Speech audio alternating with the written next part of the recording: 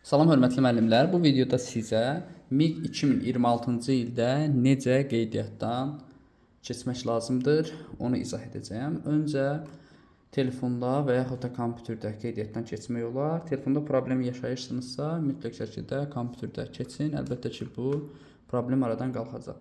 Öncə telefonda və yaxud da kompüterdə Chrome-a mig.edu.az yazırıq.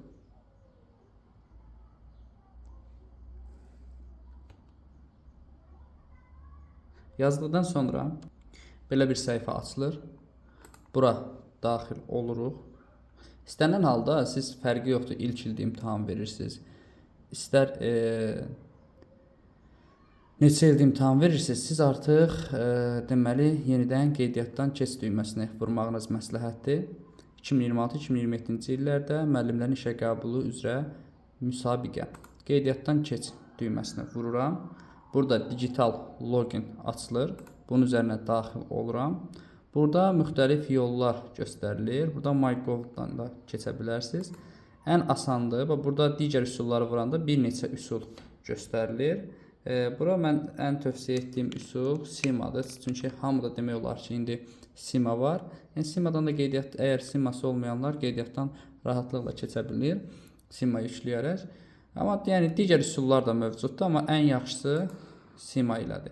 Açdığı sonra telefonda Sima proqramına daxil olursunuz. Simaya daxil olduqda burada QR yazılıb. Onu basandan sonra belə bir deməli video gəlir. Onu oxutduqdan sonra təsdiq edin düyməsini basırsınız. Burada sizin barmaq iziniz və yaxud da Simaya qoyduğunuz parol gələcək. Siz onu yazaraq burada təsdiq düyməsinə vurursunuz. Təsdiq düyməsinə vurandan sonra artıq müəyyən saniyə gedir. Sonra isə yazılıb. Buradan bizdən nömrə istəyir. Operator seçsin. Biz öz nömrəmizi qeyd edəcəyik. 0. Siz də öz nömrənizi qeyd edin. Bizim nömrəni yox. 051 466 17 64. Yəni bu nömrə daimi işləş nömrə olmalıdır ki, sizə kod gələcək. O kodu daxil edəsiniz. Davam et düyməsini vurduq. Və təsdiqləmə kodu gələcək bura.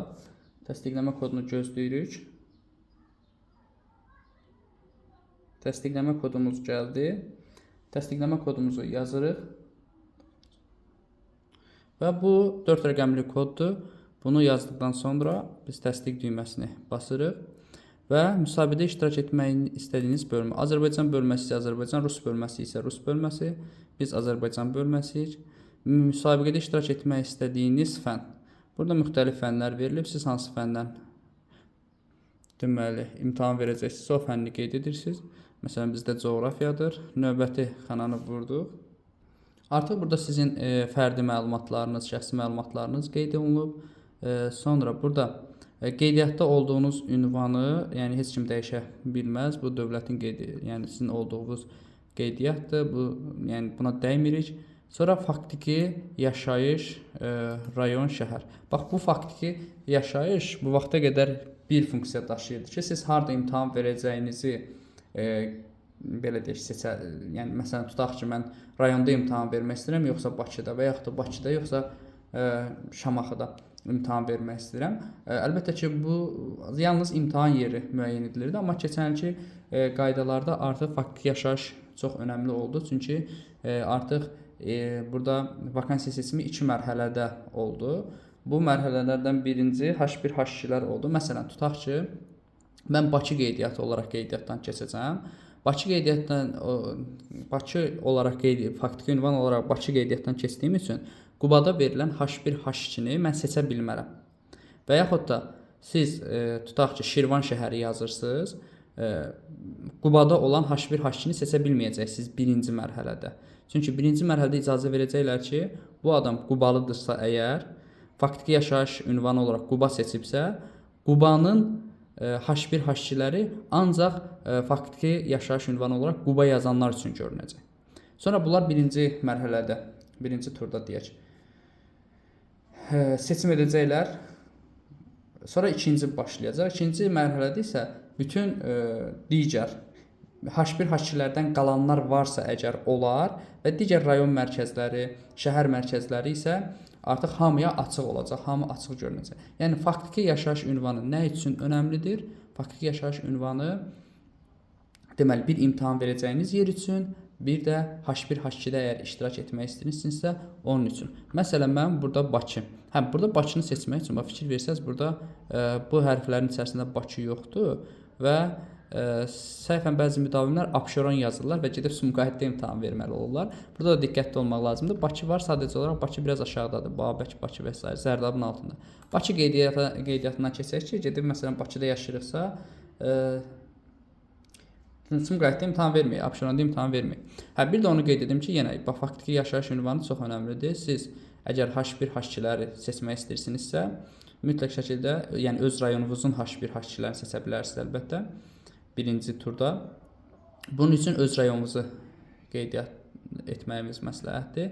Yenə izah edirəm. Məsələn, siz Şamaxıda əgər H1 H2-li məktəbləri seçə biləcəksinizsə, seçəcəksinizsə və Şamaxlısınızsa, faktiki ünvan olaraq Şamaxı qeyd etməyiniz məsləhətdir. Şamaxıda faktiki ünvan olaraq qeyd edəcəksiniz və imtahanı Şamaxıda verəcəksiniz. Siz birinci mərhələdə də, yəni H1 H2 tipli məktəblərdə seçimlərdə iştirak edə biləcəksiniz. Əgər orada düşməsəz, sonra ikinci turda Respublikamızın bütün digər vakansiyası olan məktəblərdə də seçimdə iştirak edə biləcəksiniz. Burada faktiki ünvan, rayon, şəhər Bakı yazdıq. Bizim qeydiyyatda olduğumuz ünvanı yazacaq bura. Yasamalı rayonu qeyd etdik. Yəni burada dəqiq ünvan, küçə və s. qeyd edə bilərsiniz, amma mən ehtiyac görmürəm. Sonra bura işləş bir e-mail yazmalısınız. İşləş bir e-mail qeyd etdim bura. Yəni bu məsləhətdir ki, işləş e-mail qeyd edəsiniz. Deməli, Gmail deyək və yaxud da fərqi yoxdur. Mail.ru da ola bilər, Gmail də ola bilər. Nəysə, bunu yazdıq. Sonra keçirik növbəti düyməsinə vururuq. Təhsil pilləsi. Burada ali bakalavriat təhsil, ali 5 illik təhsil. Siz əgər fərqi yoxdur, məsələn, pedaqojini 5 illik oxumusunuzsa və yaxud da Bakı dövləti 4 illik oxumusunuzsa, istənilən halda burada ali bakalavriat təhsili və yaxud da ki, kollec təhsilidirsə, orta ixtisas təhsili seçəcəksiniz. Bizdə ali bakalavriat təhsildir. İxtisasımızı seçək.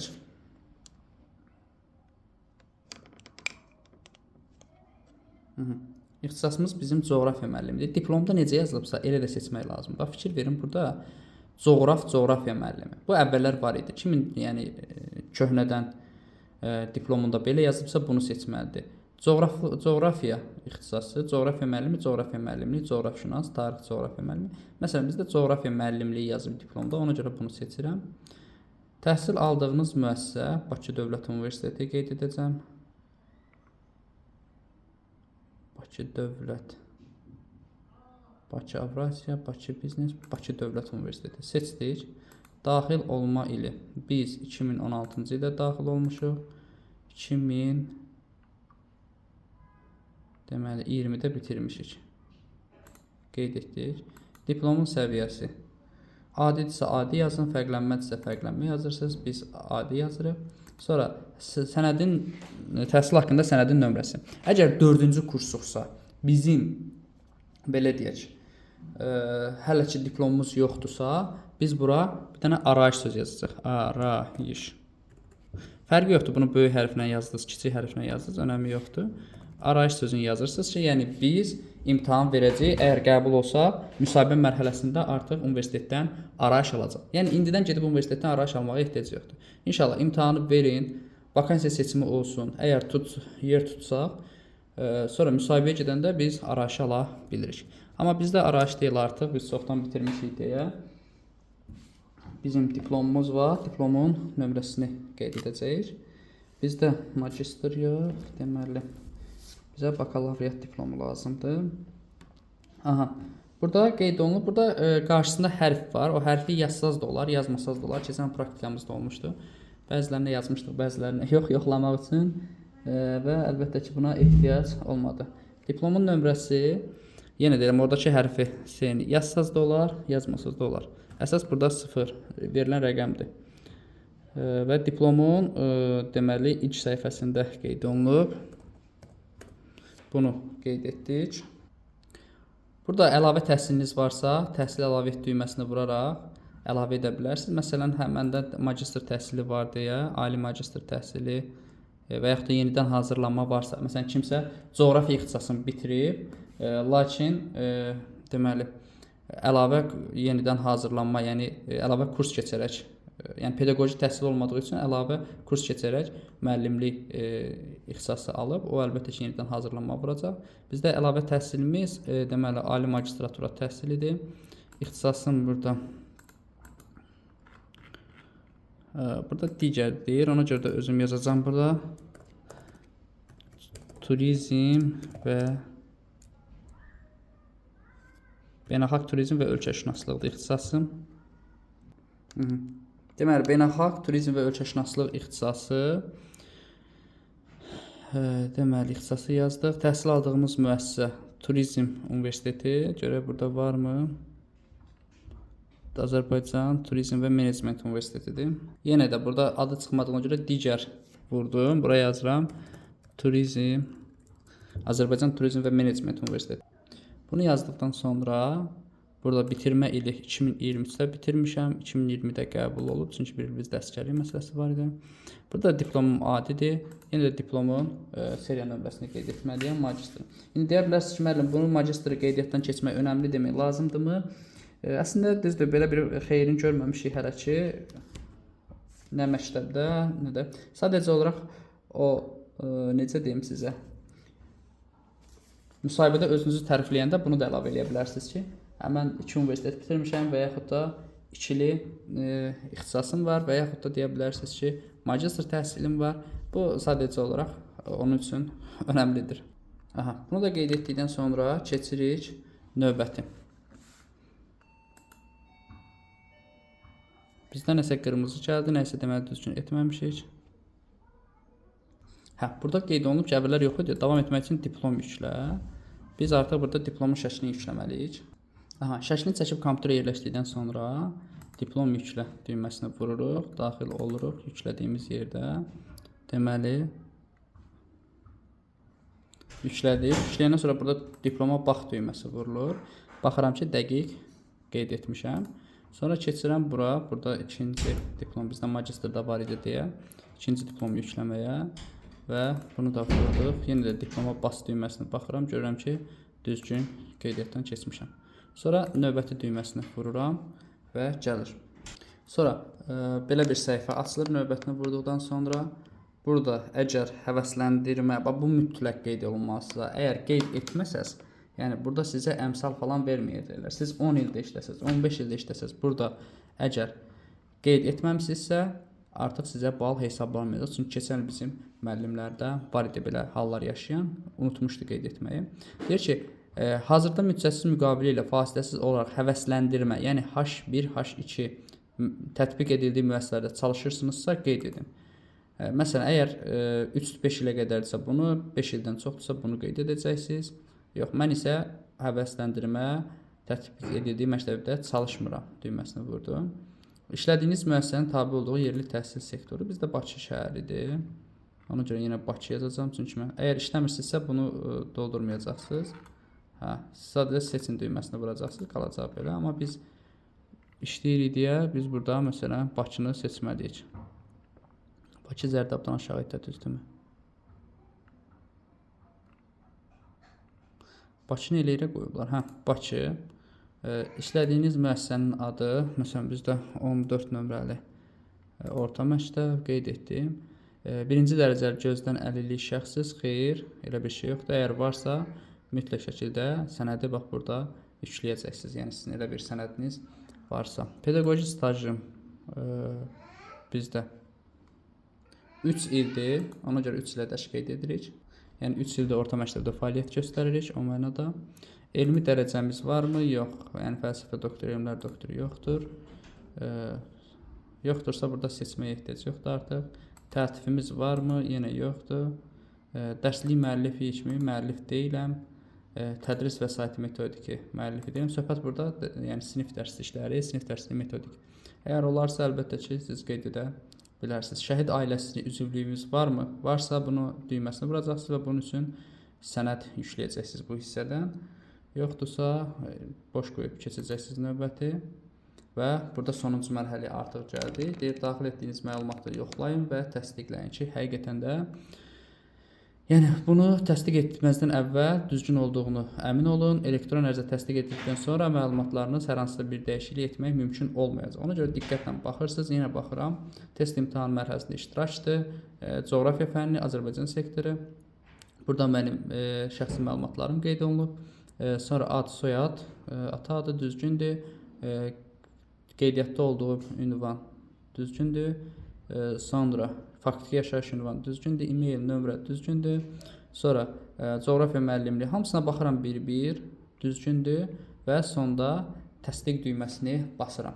Təsdiq düyməsini basandan sonra artıq növbəti mərhələni gözləyirik. Təsdiqləməyi də unutmaq olmaz. Mən indi təsdiqləmirəm